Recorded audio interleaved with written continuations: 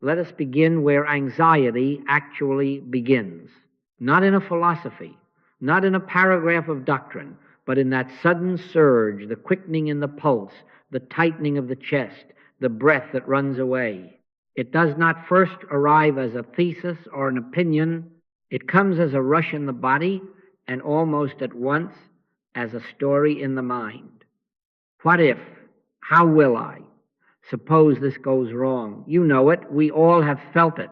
And before the story fully forms, there is a subtler hidden claim beneath it. I am alone. I must manage. I must foresee. I must control. That is anxiety's secret creed. Now, hear this softly, because I do not say it to condemn, but to reveal. Anxiety is the felt consequence of accepting the premise that you are the doer and the burden bearer. The sensation is not your enemy. It is the bell at the door telling you which God you have just enthroned, the little me that must move the universe 2 inches to the left to be safe. And the reason the bell rings so loudly is this. In that moment, we are living as if we were going to do something of ourselves, and the soul knows that is a lie. The Master spoke plainly, and we must keep his word close when the surge comes. I can of mine own self do nothing, John 5:30. The Father that dwelleth in me, he doeth the works, John 14:10. Anxiety begins precisely where that witness is forgotten. To take on the future, to shoulder the outcome, to project 10 scenes ahead and draft a private providence, this is to step into a role never assigned to us. And the body, wiser than our sentences, protests with a tightening.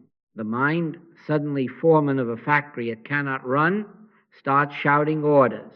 So the storm appears. What then?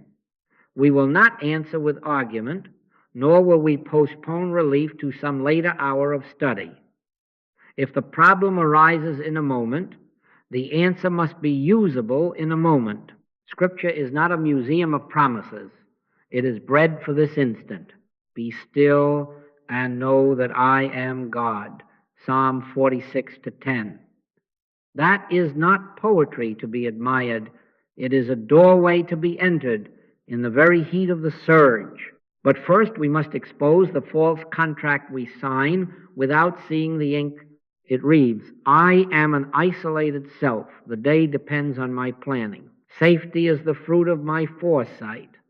Under that contract, even victories are brittle. For the sole suspects, they must be maintained at great cost. Under that contract, the yoke is never easy. Yet the Master says, take no thought, for your Father knoweth, Matthew 6:31-32. He does not instruct negligence. He invites governance. Thou wilt keep him in perfect peace, whose mind is stayed on thee, Isaiah 26:3. Peace is not the wage paid to the competent self. It is the atmosphere of God government. So let us make this plain. The contrast before us is not between the anxious and the brave, but between 2 ways of living. One as if separated, self-propelled, self-upheld. The other yielded, God-governed, Father-led. One produces the rush, the other reveals the calm already present. Anxiety says, I must hold all the threads. Recognition says, Father, thou art here. The thread is thine. Anxiety forecasts, presence governs. Anxiety argues, presence witnesses. Anxiety fabricates a story, presence is the fact. And we are not speaking of a theory for later when the house is quiet and the books are open. I am speaking of a usable grace in the very instant of the surge. In that instant, you are not required to become more clever, only more honest. Without thee, I can do nothing.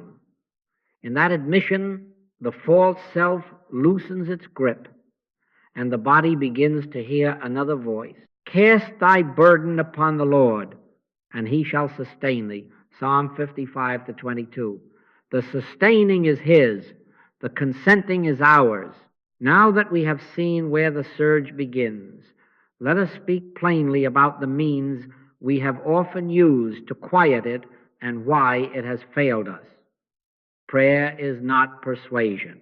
God is not a reluctant sovereign to be coaxed, nor a distant landlord to be roused by knocking. Be not ye therefore like unto them, for your Father knoweth what things ye have need of before ye ask him. Matthew 6-8. If the Father knoweth, then our many words cannot make him know more. If he is present, our pleading cannot bring him nearer. The Master has warned us, when ye pray, use not vain repetitions, for they think that they shall be heard for their much speaking. Matthew 6-7. Vain repetition is not merely many syllables. It is many syllables with no yielding. It is the self still managing, still plotting outcomes, only now with religious language on its lips. Let us be very gentle here, because I have done it too. I have knelt and said, please, please, please, as if the plea itself could rearrange the divine to suit my blueprint. And the inner voice has interrupted, lovingly but firmly. Stop begging. I am here. In that moment I saw the error. My begging assumed separation.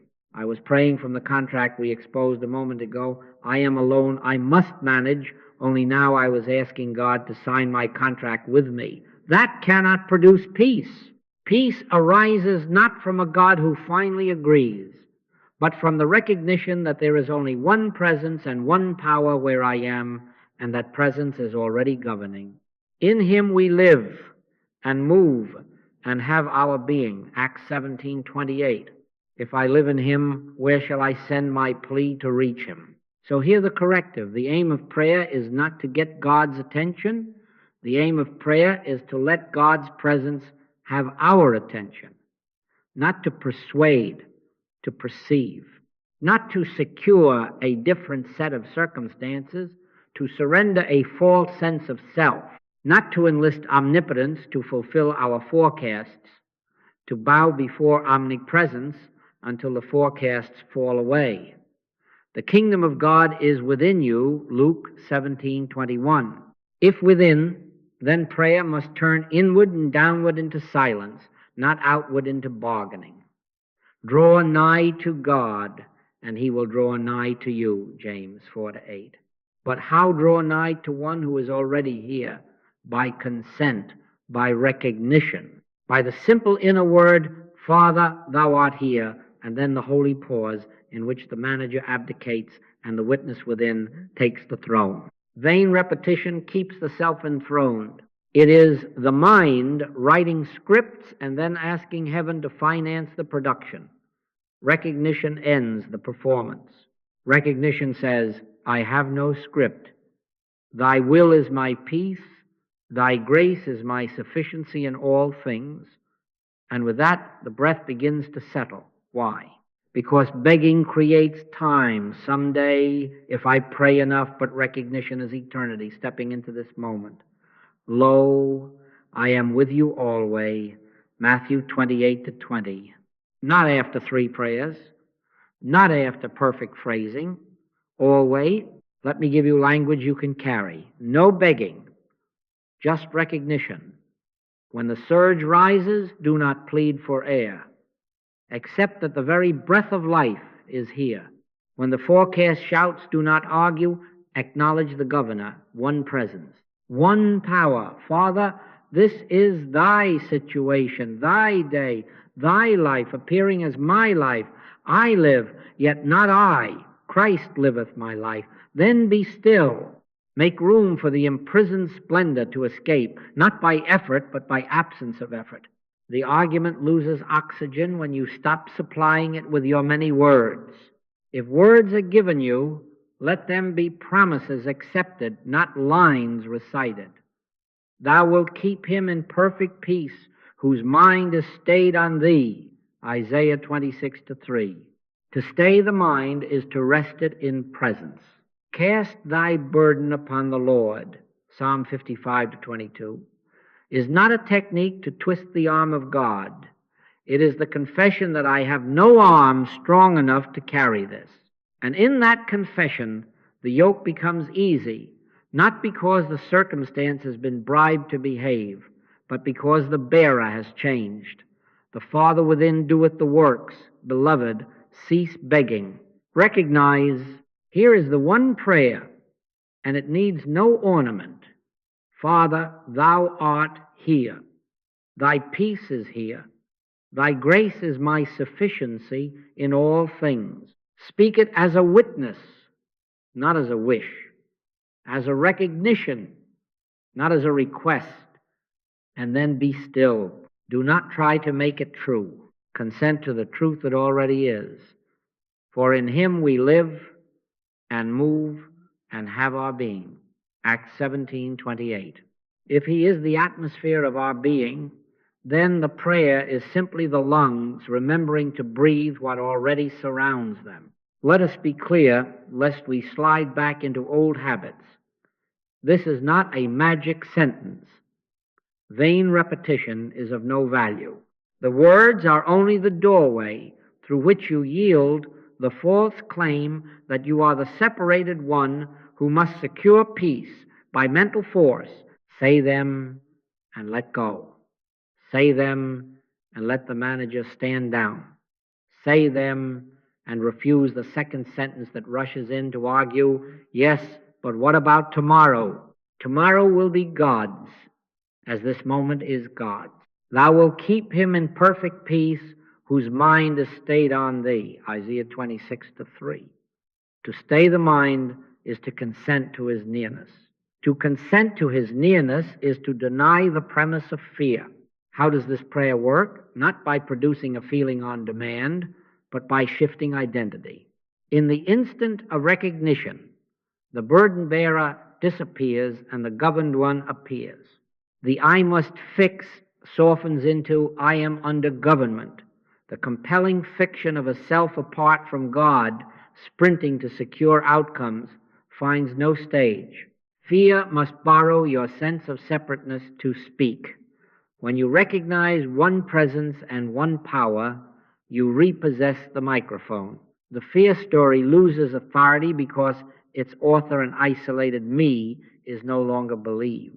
I can of mine own self do nothing, John 5:30, ceases to be a humiliating confession and becomes a liberating fact, for at once the companion truth rises. The Father that dwelleth in me, he doeth the works, John 14:10. Therefore, when the surge breaks and the mind races to draft a rescue plan, do not argue with it. Do not decorate it with spiritual phrases. Stop and recognize, Father, thou art here. Thy peace is here. Thy grace is my sufficiency in all things. Then be silent long enough to let the inner government announce itself. Sometimes that silence is but a breath or two. Sometimes a minute is asked of you. But in that space you are not manufacturing peace. You are ceasing to manufacture opposition to it. Be still and know that I am God. Psalm 46:10. Not be clever, be still. As you abide in this single recognition, you will notice a practical fruit. Decisions that felt like cliffs become steps. The next right act separates from the clouds of mental prophecy.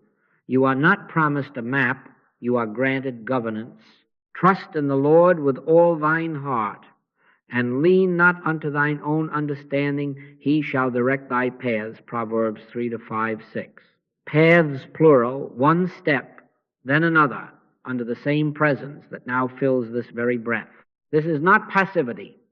This is consent to be led.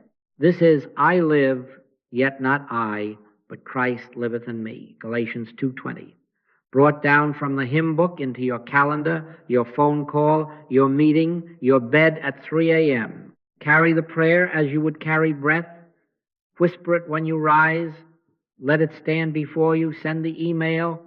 Set it like a lamp in the hall of your heart as you lay down to sleep. Not to earn peace, but to uncover it. Father, thou art here. Thy peace is here. Thy grace is my sufficiency in all things. And in that acknowledgement, the argument with fear is over before it begins, for there is only one presence and one power where you are, and you are willing to be governed. And because you cannot carry a paragraph all day or argue your way into stillness, you are given a key so small it fits in any hour. A period of meditation may be as little as 10 seconds. 10 seconds, not as a magical measure of time, but as a doorway to yield the throne. For the pause is not time. It is surrender space for the Christ presence to be felt. It is the instant you stop reaching outward and allow the kingdom which is within you to bear witness to itself. The kingdom of God is within you, Luke 17:21. Anxiety, like a storm, feeds on wind. It needs your motion, your rehearsals, your mental prophecies. The pause stills the wind. It cuts the engine, and at once there is the possibility of hearing. Let us make the practice so plain that a child could do it in a hallway. When the surge arises, or even before it whispers, do this. Stop the outward motion. Unclench the hands. Let the face soften. Let the shoulders drop as if you have set down a weight that was never yours. Then let the breath become the bell of remembrance. On the next exhale, very quietly within, acknowledge, Father, thou art here. Thy peace is here. Thy grace is my sufficiency in all things. Then do not add, do not design. Be still and listen. 10 seconds. That is all. Be still and know that I am God. Psalm 46:10. Pause. Be still. Acknowledge. Yield. Why is it immediate? Because the problem was never distance. It was preoccupation. Your attention was conscripted by forecasts and positions, by the false office of I must manage. The pause releases attention from its conscription and returns it to its rightful center. Anxiety needs momentum. The pause interrupts the momentum and restores listening. Think of a rushing stream striking a rock. For a space behind that rock, there is a clear eddy, quiet among the currents. The pause is that rock. You do not stop the river of life. You provide a shelter in which the inner voice can be heard. In returning and rest shall ye be saved. In quietness and in confidence shall be your strength. Isaiah 30:15. Returning not to a place, but to presence. Rest not as lethargy, but as yieldedness. We will do it together now. Wherever you are, sanctify what is before you as an altar. If you are standing, let the weight settle into your feet. If you are sitting, feel the support that already holds you. God has been bearing you up this moment before you thought to ask. Gently, on the next breath, say within, Father, thou art here. And then let the breath depart like a prayer that needs no reply because it is already answered. Be still. Let the mind offer its next sentence and do not take it. Yield. If another thought taps your shoulder, bless it and let it pass. 10 seconds. Enough for heaven to announce itself, not because heaven was late, but because the door was opened. You may notice nothing dramatic. That is all right. Peace does not always enter with a trumpet. Sometimes it steals in like the scent of rain before the rain, a loosening, a sense that you are not alone in the room you thought you must arrange. That is the fruit of the pause. Stand still and see the salvation of the Lord, Exodus 14:13. See not manufacture, see not insist, the Father within me doeth the works. In that recognition, a next step may appear, or it may not yet. You are not on a stopwatch. You are under government. Carry this 10-second sanctuary into the corners of your day. Before you answer the phone, pause. Before you press send, pause. When you turn the key in the door, pause. While the kettle warms, pause. 2 or 3 such pauses, sincere and uncluttered, will do more to dissolve anxiety than an hour of managing not to get God to act, but to cease acting apart from God. Make no move, at least, without acknowledging, Father, thou art here. Thy grace is my sufficiency. Then step, and let the step be taken through you. In this way, the pause becomes not an intermission from life, but the gateway where life itself appears. Now we turn to a quiet skill, a priestly discernment that must accompany the pause if peace is to hold.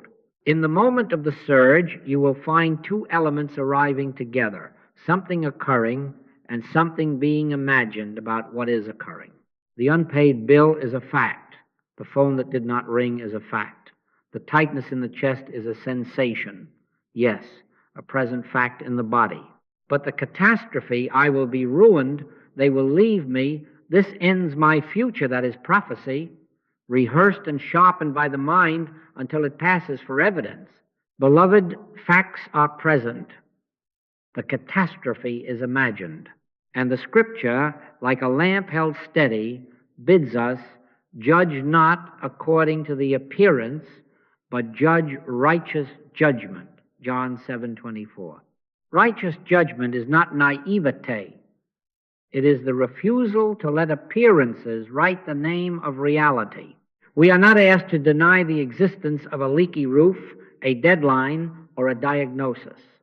We are asked to deny them the power to define the universe we live in. While we look not at the things which are seen, but at the things which are not seen. 2 Corinthians 4:18. The thing seen says, panic now, build a tower of forecasts. The thing unseen, the present says, be still, accept governance. Therefore, the spiritual move is this: acknowledge the fact without enthroning the story that rushes in to interpret it as doom. Name the bill, yes. Refuse the prophecy. Name the meeting. Yes, refuse the theater your mind is staging. God is not the author of confusion, but of peace. 1 Corinthians 14:33.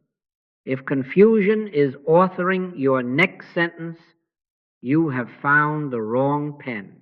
Here, in the very instant, use a question to break the spell.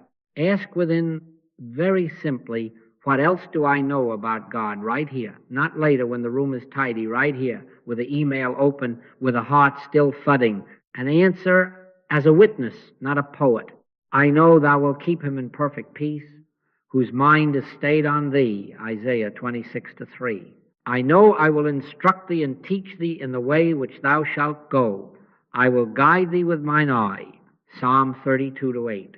I know, be careful for nothing, and the peace of God shall keep your hearts and minds, Philippians 4:6-7.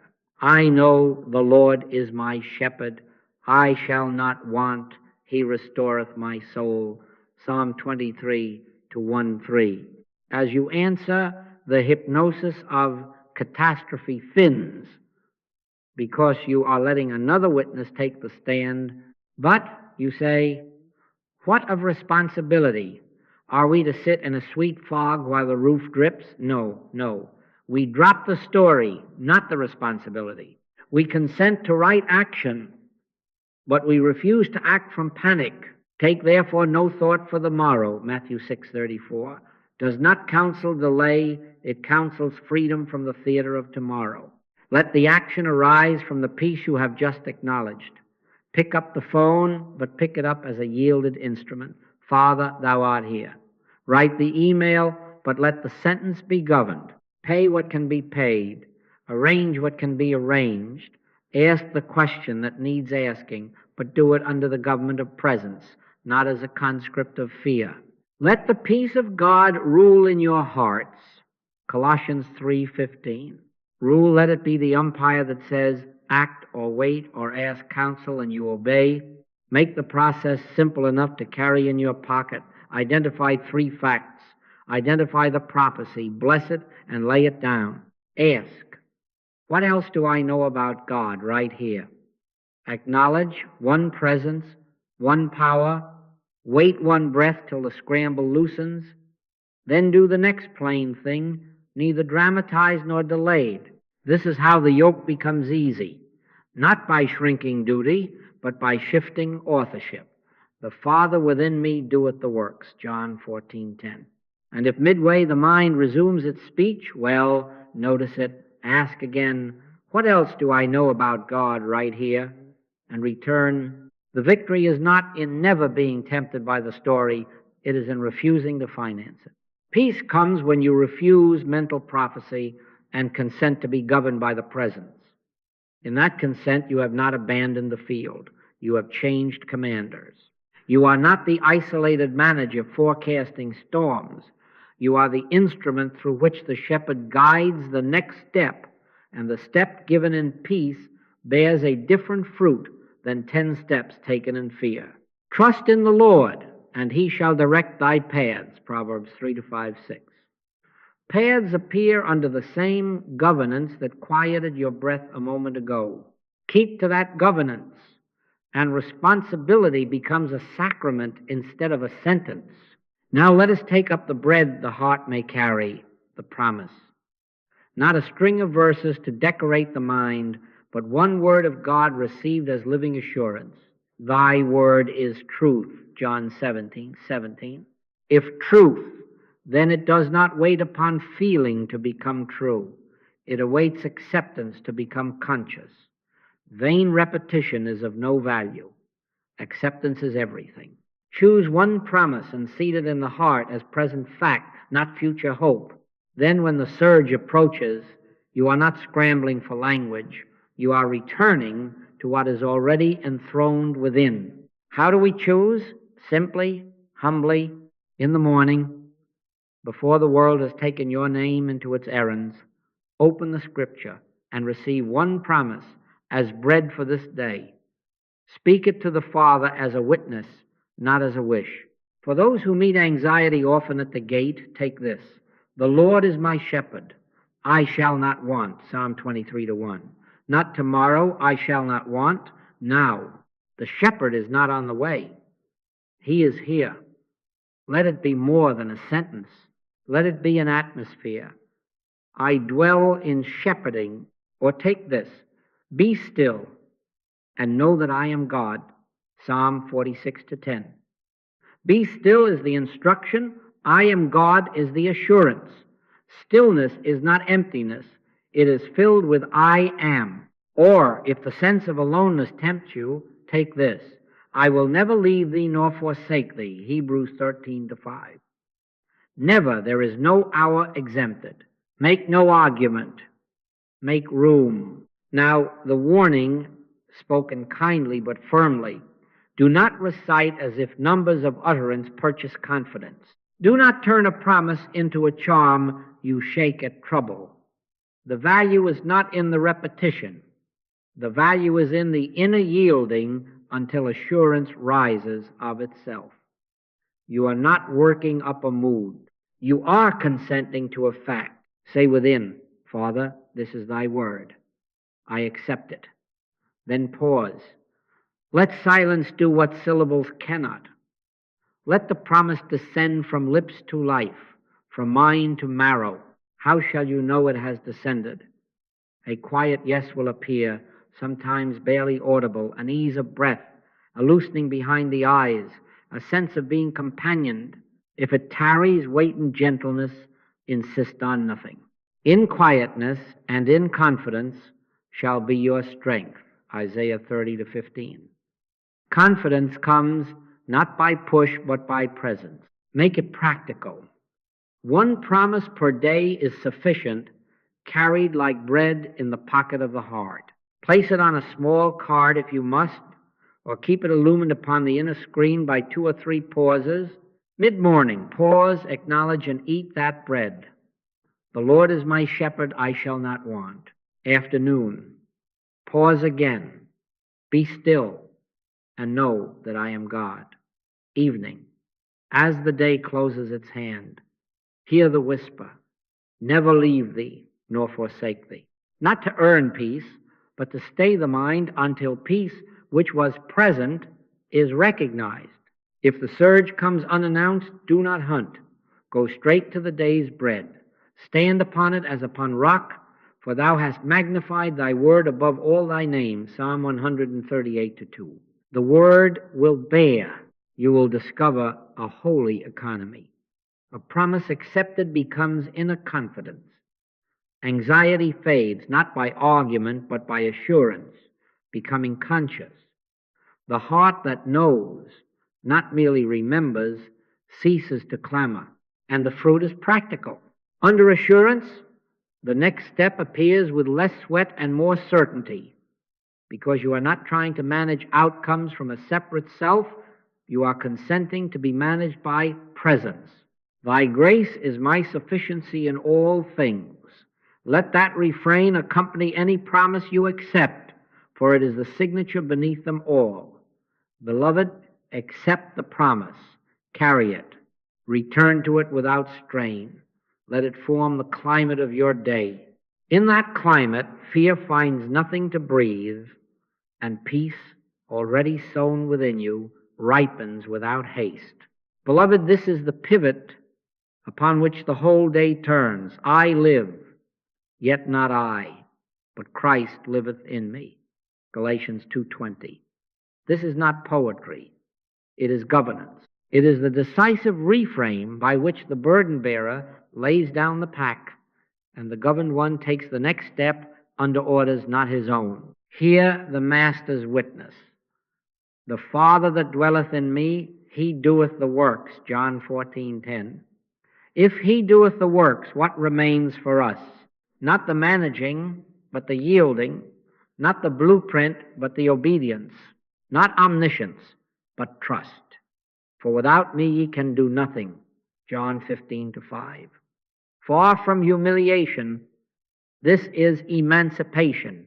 The instant you accept it, something in the body, in the very nerves, exhales, because the impossible office of being God for your own life is vacated. You are relieved of omniscience. You are dismissed from omnipotence. You return to your rightful post as instrument. Let us put language to the yielding so simple you can whisper it in a corridor. When the mind begins its maps and the heart tightens, say within very quietly, I do not know, thou knowest. I cannot, thou canst. I am willing, do it through me.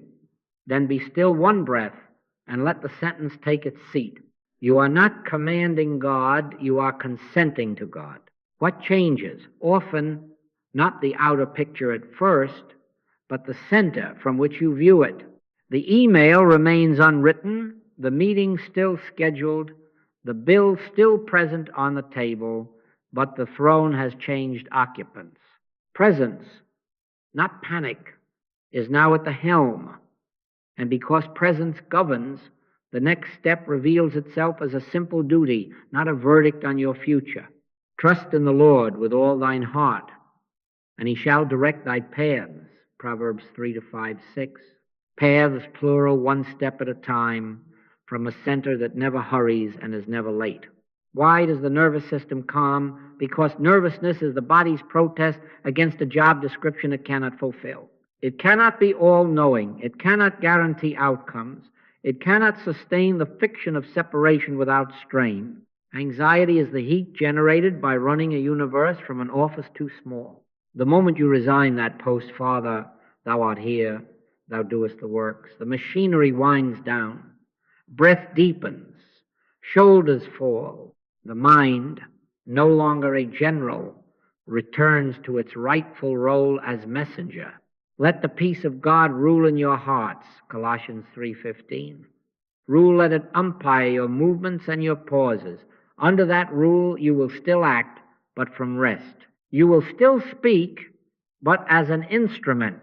Make no mistake, this is not passivity.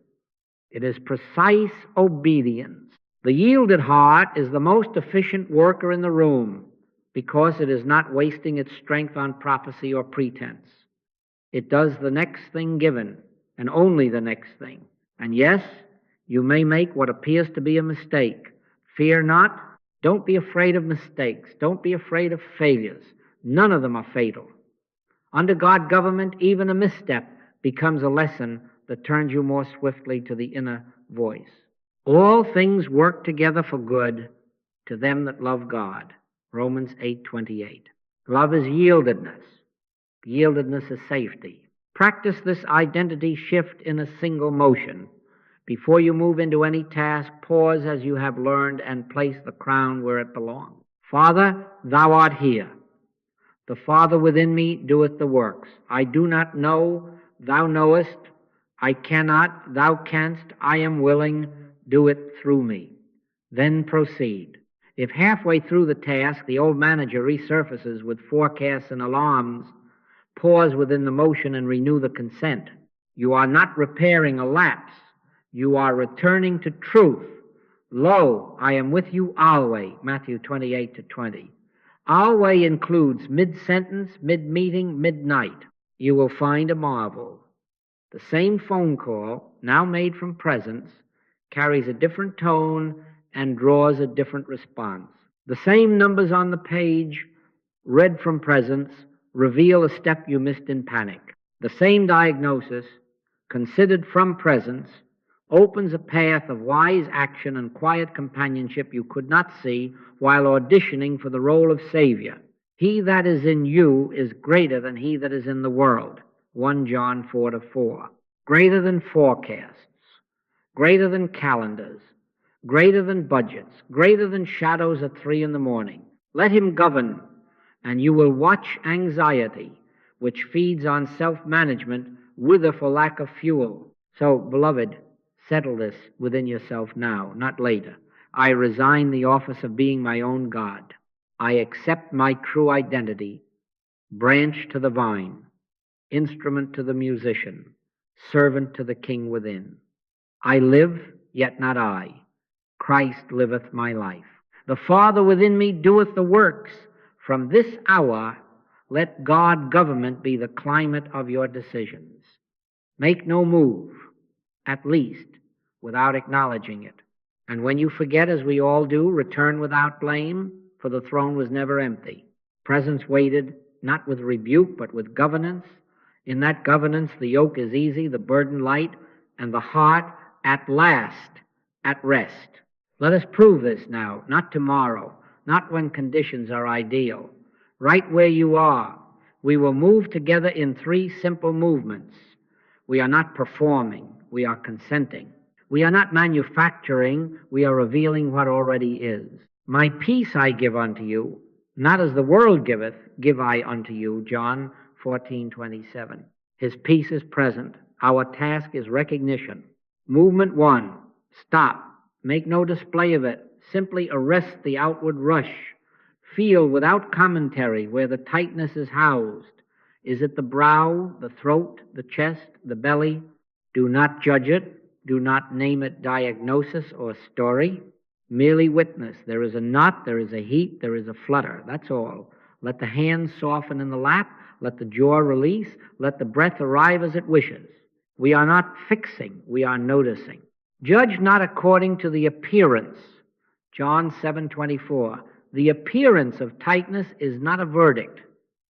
It is an invitation to turn. Movement 2, recognize. Within, without moving a muscle of the face, speak the one prayer as a witness, not as a wish. Father, thou art here. Thy peace is here. Thy grace is my sufficiency in all things. Say it once, and then lay the sentence down like a key upon a table.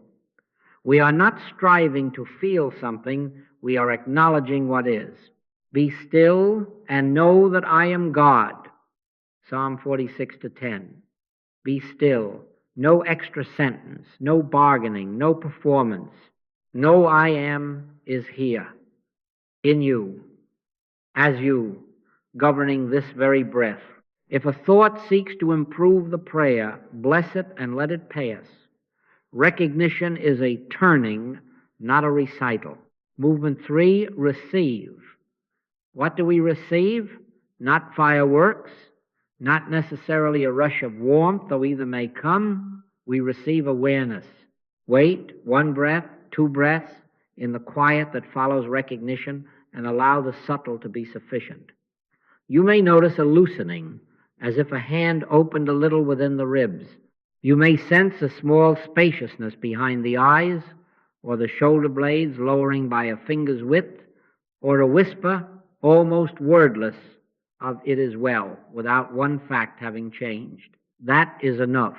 And the peace of God, which passeth all understanding, shall keep your hearts and minds, Philippians 4:7. Passeth understanding, therefore, we do not demand reasons. We receive guardianship, remain here another breath.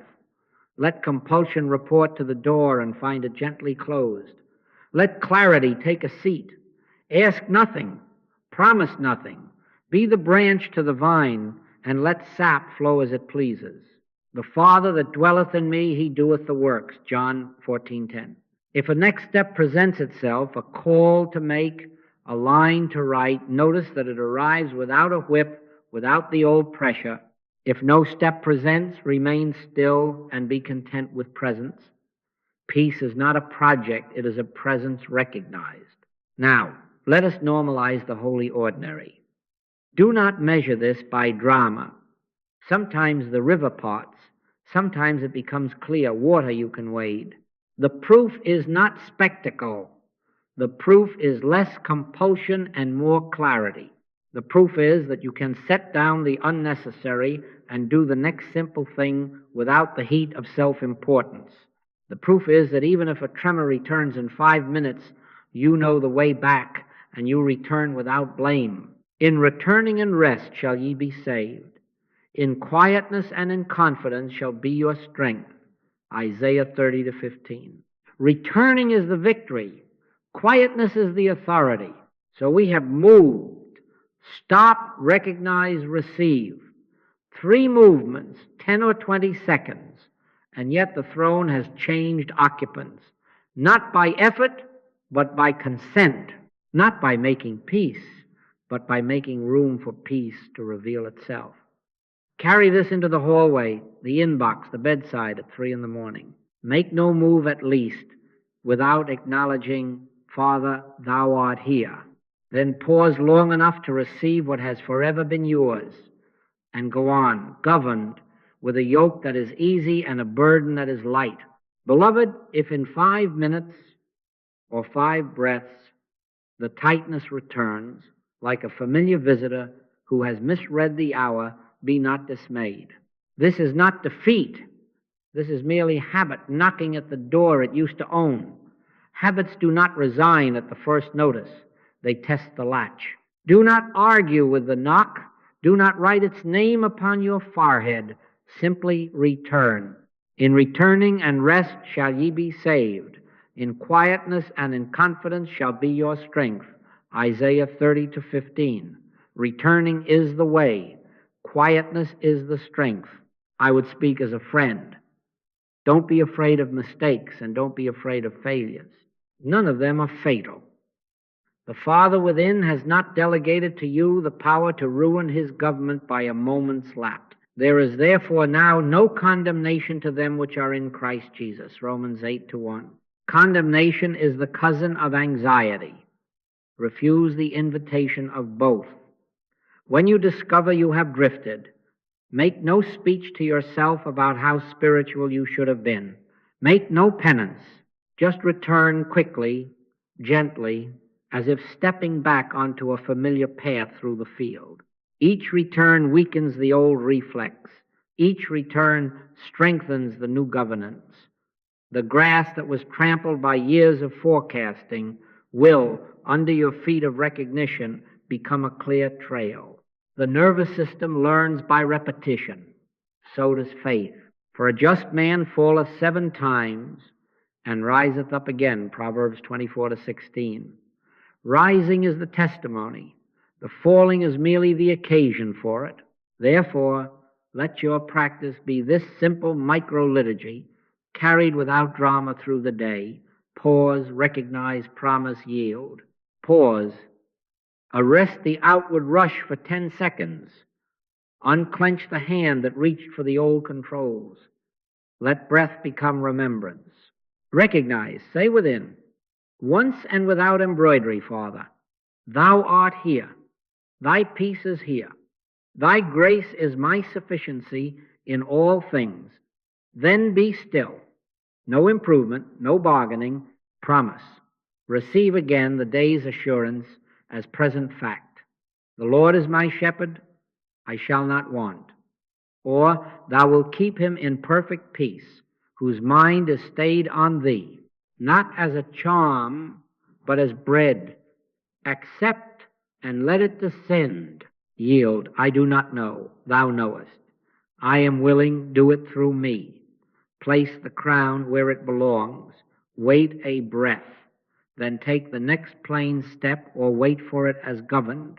Do this not once, but as often as anxious habit rings the bell. If it rings 5 times in an hour, you have 5 holy altars in that hour. If it rings in the night, you have a night vigil in which angels minister. Cast thy burden upon the Lord, and he shall sustain thee. Psalm 55-22. Casting is not flinging once and fretting forever. It is the simple action of handing over again and again without theatrics. You may ask, will I not grow weary of returning? In truth, you are already weary of managing, of prophecy, of self-condemnation. Returning is rest. Returning is the end of argument, and you will discover a mercy. The distance between the surge and the surrender shortens. What took you an hour begins to take a minute. What took a minute begins to take a breath. This is stabilization, not in the sense of building a wall against weather, but of abiding in a climate that weathers all. My peace I give unto you, not as the world giveth, give I unto you. John 14:27. The world's peace depends upon silence of storms. His peace governs in the midst of them. Make a decision now, a quiet covenant with your own heart. When I awaken to anxiety, I will not add condemnation. I will return. When the mind rushes to manage, I will not scold it. I will yield. When the body tightens, I will not call it failure. I will pause and recognize. Keep thy heart with all diligence, for out of it are the issues of life. Proverbs 4:23. Diligence here is not grim, it is gentle repetition. And if, despite your practice, the tremor visits again, well, beloved, rise and return. You are not measured by unbroken calm, but by unbroken consent to the one who calms. The victory is not never feeling anxiety. The victory is returning to recognition faster and without condemnation until recognition becomes the atmosphere and anxiety, finding nothing to feed upon, withereth and is no more. Beloved, there is a law in this way, and it does not bend for any of us. Nothing must come to you. Everything must flow out from you. As long as we try to get peace, to import it like a commodity, we strengthen the one who lacks and begs. But when, in recognition, we let peace flow out, we become branches by which the vine shares its own life. He that believeth on me, as the scripture hath said, out of his belly shall flow rivers of living water. John 7:38. Flow, not storage. Rivers, not reservoirs. You have noticed it. The self tries to get relief, more information, more control, more reassurance on demand. The soul, however, finds relief not by grabbing, but by giving. Freely ye have received, freely give. Matthew 10:8. When you pause and recognize presence, take the next holy inch. Let peace flow out. The Master did not say, hoard and it shall be safe, but give and it shall be given unto you. Luke 6:38. Not a bargain, but a law of being. The inner storehouse multiplies as it is spent. How does peace flow? Quietly, simply, without announcement. Begin where the knot is tied. The person, the task, the institution that triggered the surge. In the silence of your heart, bless them.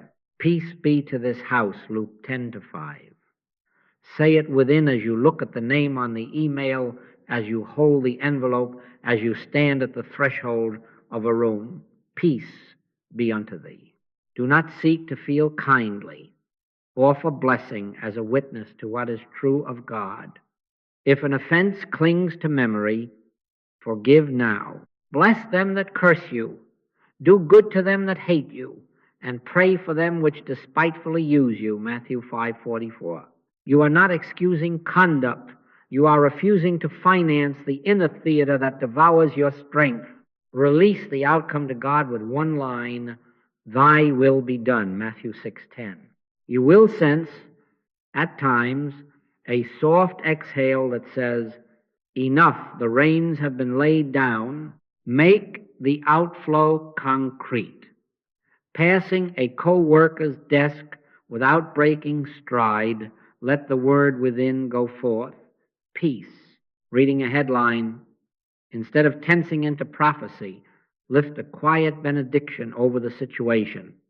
Father, thou art there as thou art here. In a meeting, when voices rise, let your inner voice whisper, not as a technique to manage others, but as a truth to stand in.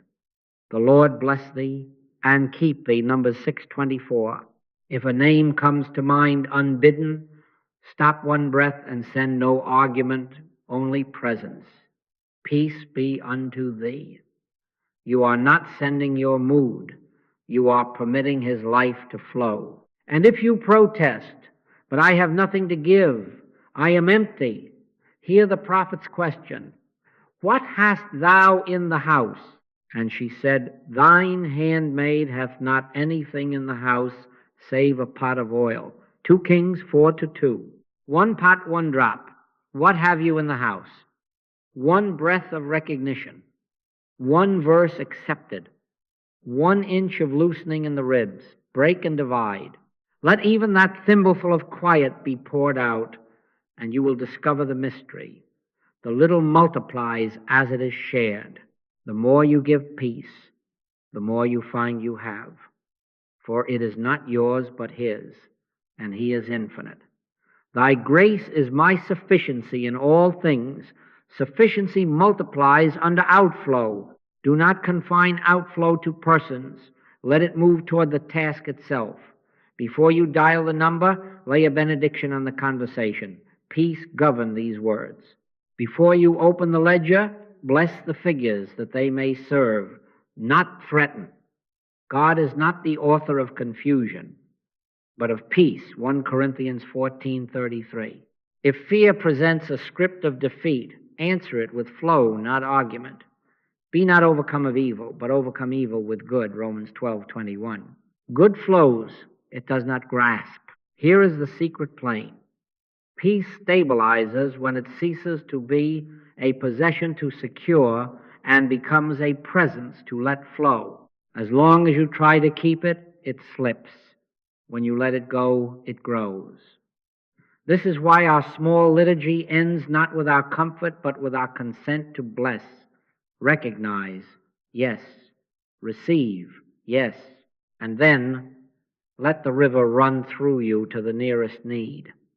In so doing, you become less interested in how you feel and more available to how God flows. Now the Lord of peace himself give you peace always by all means, 2 Thessalonians 3:16. By all means includes this. Allow the Lord of peace to give peace through you. So, beloved, today practice 3 outflows. Choose them now. The co-worker you fear to face, bless. The family name that stirs old ache, forgive and release. The task that looms, send peace before you like a lamp. Make no display of it. Let it be between the Father and you. And watch what happens in your own breast. The river you share keeps your banks fresh. This is the way from getting to giving, from clutching to overflow. Peace be unto you, as my Father hath sent me, even so send I you. John 20:21. Sent not to acquire peace, but to let peace walk the earth in your steps. Beloved, let me offer a simple pattern, not to dazzle, but to show you the ordinary way in which the inner voice governs when we yield. It is always the same. A nudge, an obedience, and the lifting of strain. Not a blueprint for the year, not a voice that discusses futures and figures, but a lamp for one step. Thy word is a lamp unto my feet and a light unto my path. Psalm 119 to 105. A lamp to the feet, not a searchlight to the horizon. A morning not long ago, the heart woke early with the old heat numbers, deadlines, a meeting I had named decisive, as if God had been resting until that 30 minutes. The mind began its maps. Then the practiced pause. Father, thou art here. The nudge was spare. Wait 1 hour. Not heroic, not impressive, just wait. Every argument rose. What of responsibility? What of prudence? Yet we had settled this. I do not know. Thou knowest. So I waited.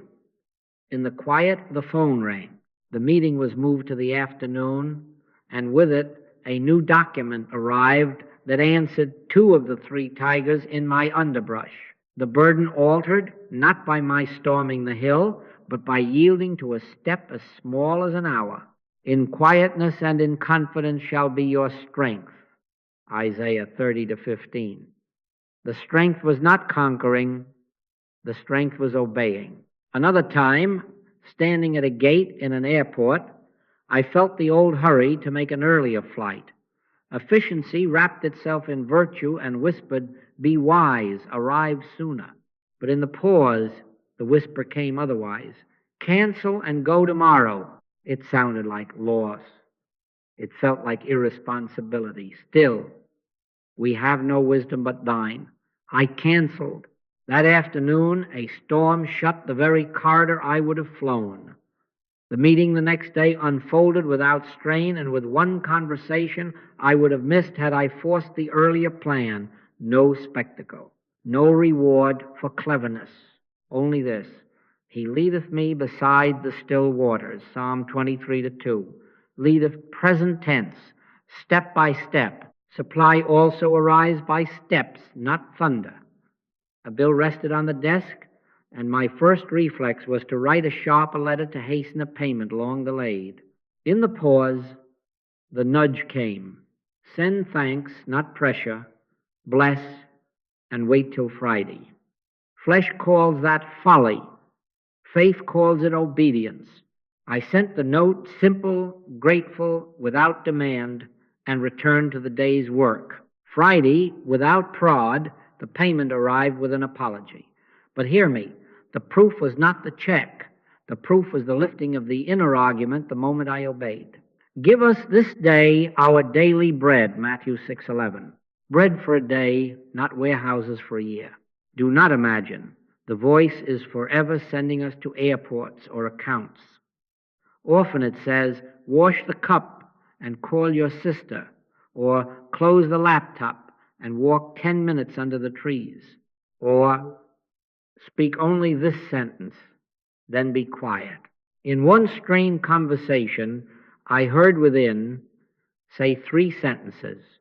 I am sorry, I love you, I need an hour before I answer. I said them, then stopped. The old manager in me wanted to preach a paragraph. The air changed. The talk that would have burned for an hour cooled in 10 minutes, and the next step of meeting the following day was peaceful and fruitful. Thine ears shall hear a word behind thee, saying, this is the way, walk ye in it. Isaiah 30 to 21. Not run, not explain, walk. What is happening in each case? Anxiety loosens because speculation is dismissed from office. Take, therefore, no thought for the morrow, Matthew 6:34. We do not plan our safety by fantasy. We acknowledge our safety by presence and then act on the inch given. The kingdom's governance is courteous. It will not shout over forecasts. When you stop forecasting, you hear the next right action. And the aim is not that you gather stories to admire, but that you gain the felt evidence of divine government in daily decisions, less heat, more clarity, less push, more peace.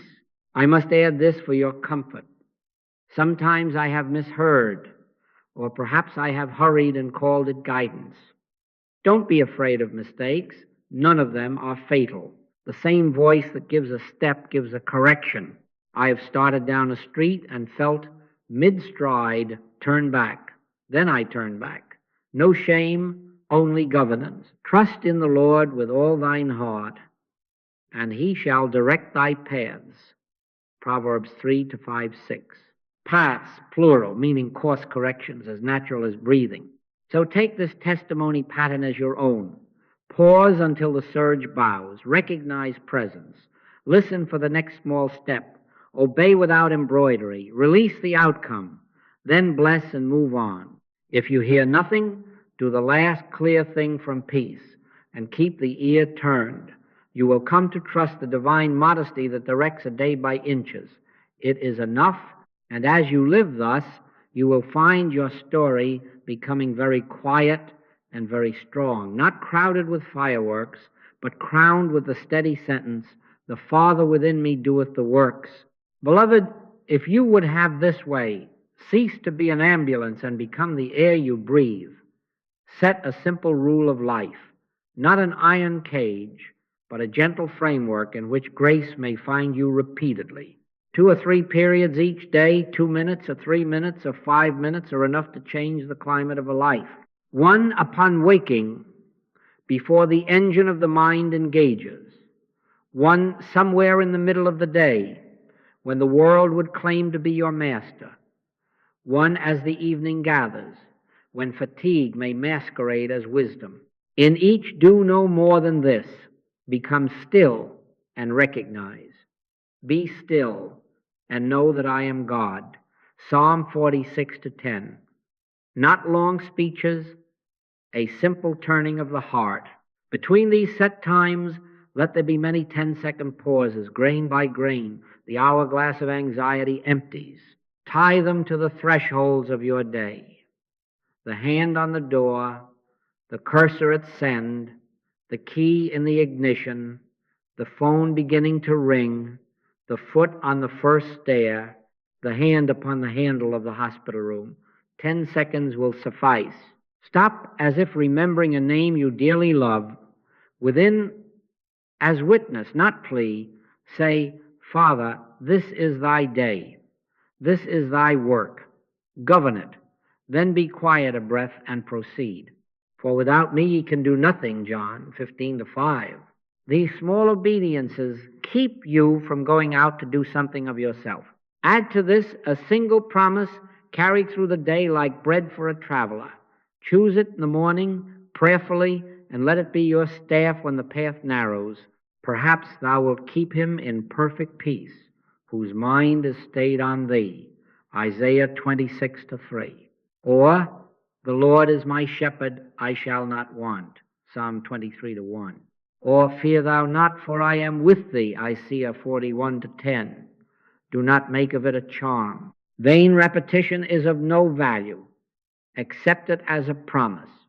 When the surge arises, do not argue with the mind. Return to your promise. Speak it once like a key placed upon a table, and then know. Allow it to descend from lips to heart until it rests as confidence.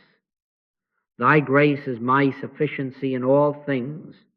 Not many sentences, one accepted assurance, lived. Before any significant action, any conversation that carries weight, any decision that touches livelihood, any counsel you offer, another pause and crown the moment, "Father, this is thy day. This is thy work. Govern it." If there is no change in feeling, proceed still under that governance.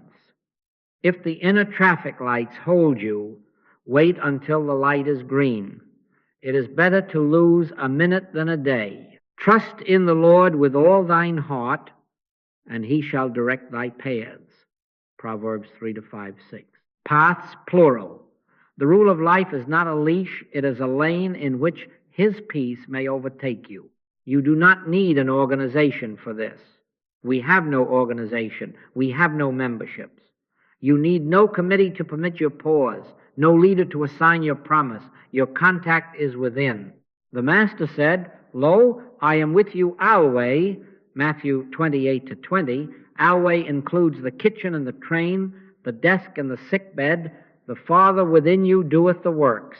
Therefore, make no move, at least without acknowledging it. Make no purchase, no plan, no apology, without the brief yielding, I do not know, thou knowest, I am willing, do it through me. What will happen? Not fireworks, but atmosphere. Consistency turns the one prayer from an emergency tool into the climate of your day. The nervous system learns the new cadence. The mind tires of prophecy and finds peace in obedience. You will notice that what used to take an hour of thrashing now takes a breath of recognition. You will find that people sense a quiet in you that they cannot name, and some will draw near to warm their hands at it. Out of your belly shall flow rivers, not because you stored peace, but because you yielded often enough that peace made your heart its channel. John 7:38. Set it now while the desire is tender. Choose your hours upon waking, at noon and at evening 2 to 5 minutes each. Mark your thresholds for 10-second pauses. Select tomorrow's promise before your head finds the pillow, and covenant this: before any significant action, I yield. Do not be afraid of forgetting. The God who called you to this will remind you when you wander. Now the Lord of peace himself give you peace always, by all means. 2 Thessalonians 3:16. Always, by all means, includes 2 or 3 pauses, one promise and one yielding before action. Keep it, beloved, and the day will keep you. Beloved, let us bring this into a single consecrated seeing. We have traced the path together, a surge rising like a wave, the 10-second pause that refuses panic its throne, the recognition, Father, thou art here, the promise accepted as bread, the yielding of the will to the one who knows, the next right action given without a whip, and then the outflow, peace departing from you as a benediction to the nearest need. That is the way. Not argument, not begging recognition, and the truth stands unshaken. The instant dissolution of anxiety is the instant you recognize presence and let it govern you. Be still and know that I am God. Psalm 46:10. Be still and anxiety withereth. Know and government changes hand. We are not adding God to our story. We are acknowledging God as the story. The Father that dwelleth in me, he doeth the works. John 14:10. I live, yet not I, but Christ liveth in me. Galatians 2:20. Here is our safe ground. Without him we can do nothing. With him his grace is our sufficiency in all things. John 15:5. 2 Corinthians 9-8. Peace is not manufactured, it is revealed. My peace I give unto you, not as the world giveth. John 14:27. Therefore, we stop manufacturing and start acknowledging. We stop bargaining and begin bowing. In that bowing, the knot loosens, and the day becomes governable because it is no longer yours to manage. Make this immediate. The very next tremor that visits you before it becomes a sentence or a forecast, let it become an altar. Do not beg, recognize. Within, as witness, not plea, Father, thou art here. Thy peace is here. Thy grace is my sufficiency in all things. Place your promise like a key upon the table. Thou wilt keep him in perfect peace, whose mind is stayed on thee, Isaiah 26:3. And then yield, I do not know, thou knowest. I am willing, do it through me. Wait a breath.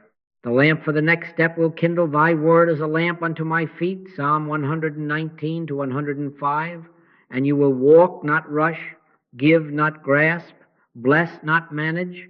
Thus the altar becomes a door. There are no shortcuts, and I will not offer you any. There is a way, simple, repeatable, holy in its ordinariness, devotion to returning, again and again, without self-blame, without theater. If the old heat rises 10 times today, you have 10 altars. If in 5 minutes the mind attempts to retake command, return in 3. In returning and rest shall ye be saved. In quietness and in confidence shall be your strength. Isaiah 30-15. The strength is not in willpower, it is in willingness. The discipline is not harsh, it is steady. And your confidence will grow, not because storms cease, but because governance is settled.